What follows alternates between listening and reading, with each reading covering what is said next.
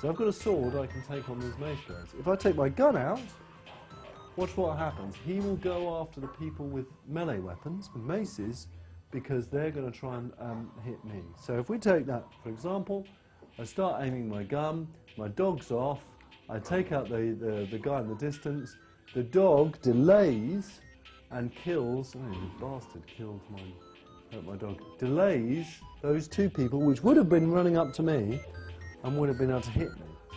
Unfortunately, now, oops, I need to do that.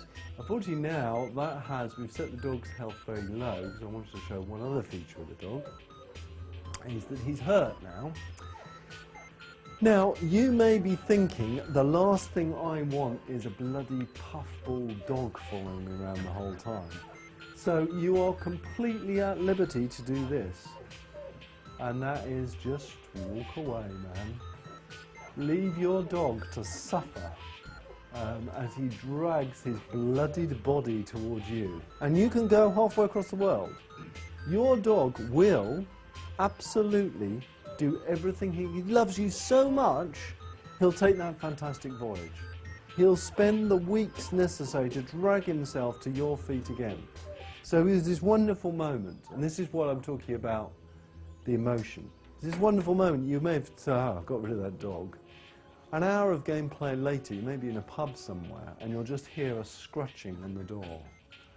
And someone will open the pub door, and this bloodied, you know, horrible, matted, furred thing will crawl itself in on its remaining paw. And the whole pub will turn around and go, oh my God, what unspeakably evil person would treat a dog like that? And that's you. And that is you caring about something. And there's not many people that have the guts to do that. And this is why he's so important. Sure enough, he's important on gameplay. There are new, unique things that this dog will do for you that no other game character has ever done. But the real thing he does for you is he makes you care about him. And once you care, I have got you. I've got you, and I can give you that dramatic moment. And that's what I intend to do with this dog. And that's why he's worthy of the whole of this press talk. Because everyone talks about drama in computer games, and everyone talks about, you know, story and stuff like that. They're wrong. They're wrong. What they're really talking about is emotion. Every film has a story. Every book has a story. It's not the story, it's the emotion it instills in you. And I want you to feel what it's like to be loved by that dog. That dog cares so much about you. When we do weave him in the story, it's going to be dramatic. And we are going to give you situations where you will walk away from that computer game and you will feel moved. I can promise you, you will. And that's what we want. And that's going to give you a Final Fantasy VII. Any questions about the dog?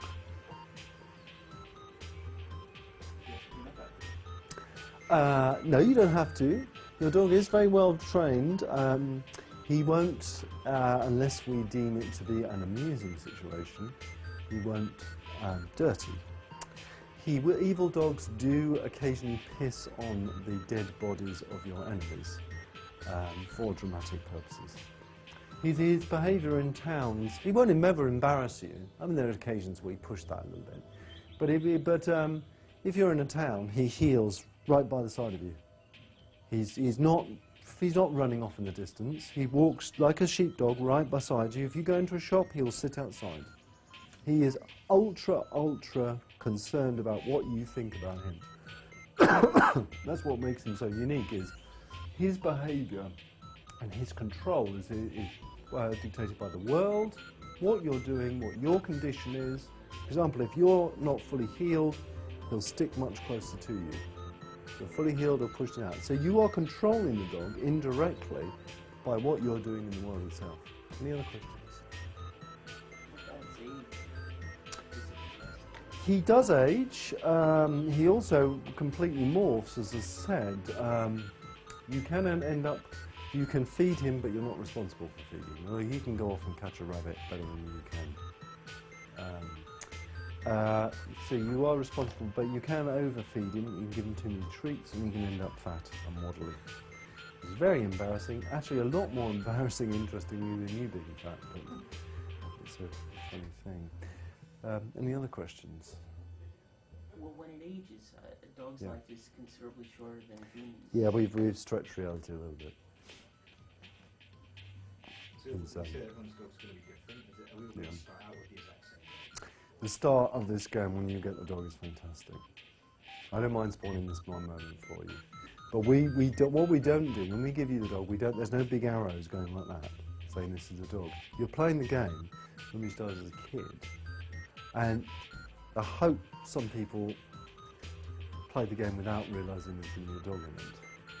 And you'll notice that this dog just keeps following you.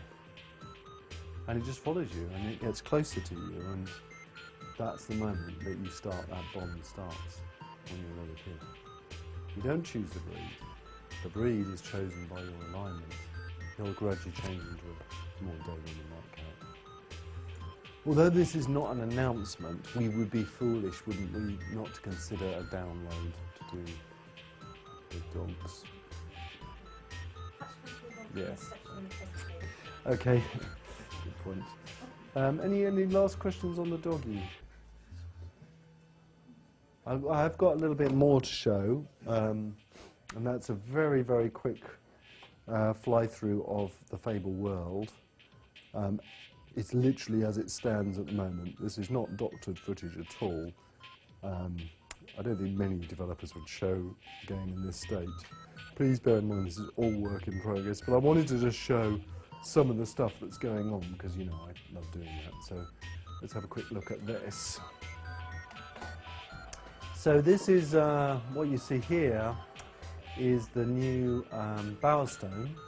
Bowerstone is a small town in Fable 1. It's now turned into a huge city 500 years further on.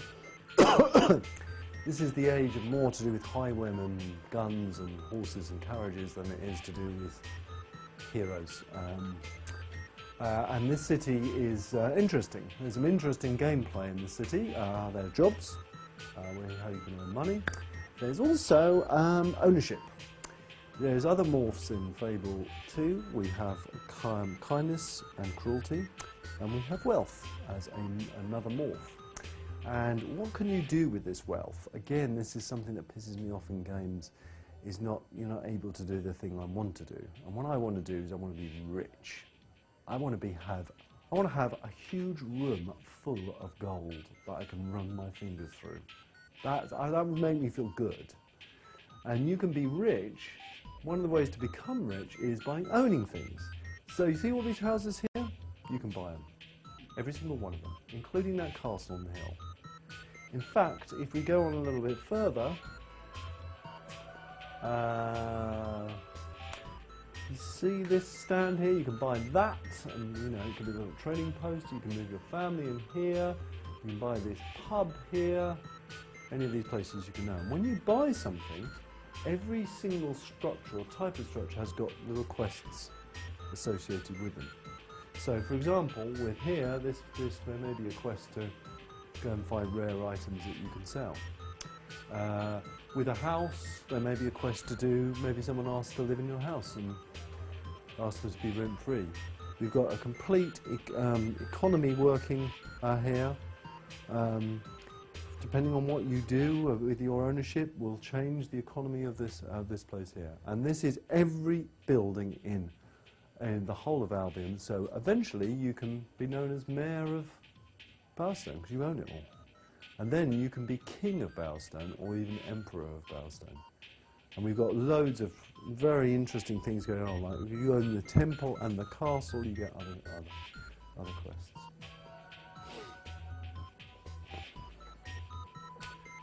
On the flowers. This is one of the merchant streets. There's quite a few merchant streets in Bowerstone.